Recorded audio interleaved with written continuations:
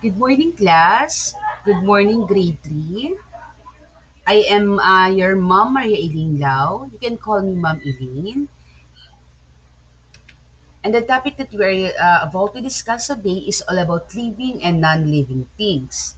I know some of you have a idea about living and non-living things. Now we do have here classifying living things or classification or characteristic enable for us to really understand the differentiate between living and non-living things. Now we are going to give the characteristic of living things. Number one, living things breathe. Humihinga sila. So, like what? Like human, like animals, and also plants. Plants also needs what? Air. Number two, living things obtain and use energy. Why they use energy? Because they need to what? They need to eat. And this food converted what? Converts to what? Into energy. And this kind of energy, uh, they are going to use it in their daily lives. Number three, living things reproduce. So when you say reproduce, we are living things capable of what? Giving birth, like animals and human. Likewise, plants, when it comes to their uh, seed, right? So number four, living things grow and develop. So look at the picture from infancy to toddler to preschool, high school, teenage life, mid life, and old life.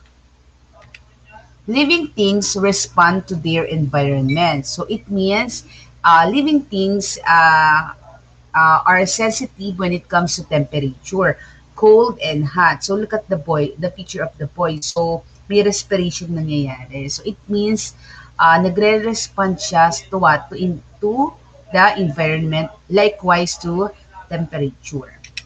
So living things adapt to their environment. So it has something to do with adaptation.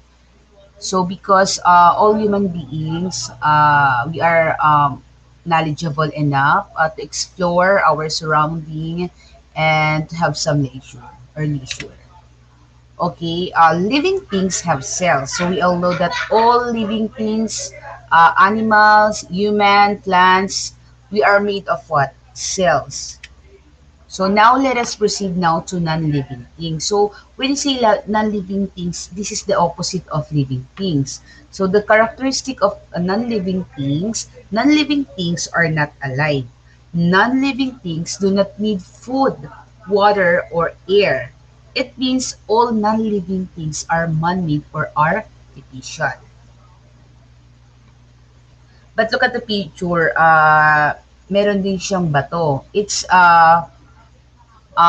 natural, but it considered as non-living things because stone do not need food, water, or air. So non-living things do not obtain and use energy. So they are not into what? Eating food. So non-living things do not reproduce. Non-living things do not grow and develop. So non-living things do not respond to their environment because non-living things don't have feelings. They don't have emotion. So when you hit the chair or table, what will happen? Do you think it will respond like ouch? No. They don't know. They don't have any feelings or emotion to react. So non-living things do not adapt to their environment. They don't have what? They don't have care or they don't even bother kung saan mo man siya ilalagay or what or where. So, let us summarize the living things. So, living things, humihinga sila. They obtain and use energy, reproduce, grow and develop, respond to their environment, adapt to their environment, and have cells. So, when it comes to non-living things, this is the opposite. So, they do not do anything that living things do. Okay? So, I have here activities. Uh, characteristic of living and non-living things. So all you have to do is which of these things are living, which are non-living. So all you have to do is to take down all the living things on the left side and non-living things on the right side. Okay, time's up. So living things and non-living things. So as you have noticed, living things, what, like animals, plants, though it means they are living things. So when you say non-living things, they are what? Natural. They are what? Man-made or don't need food, like teddy bear, Paul. They are artificial. Okay, when you say natural, we consider it as a living things, and artificial or man-made, we consider it as what? A non-living thing. So if you are going to choose which one is natural and which one is artificial, so I think you have an idea already. So this is what? This is the answer. Okay, natural and artificial or man-made. So I have here for you an assignment. Draw a picture of another plant and animal. Give two reasons why they are living things. Okay, it's either plant together with animal or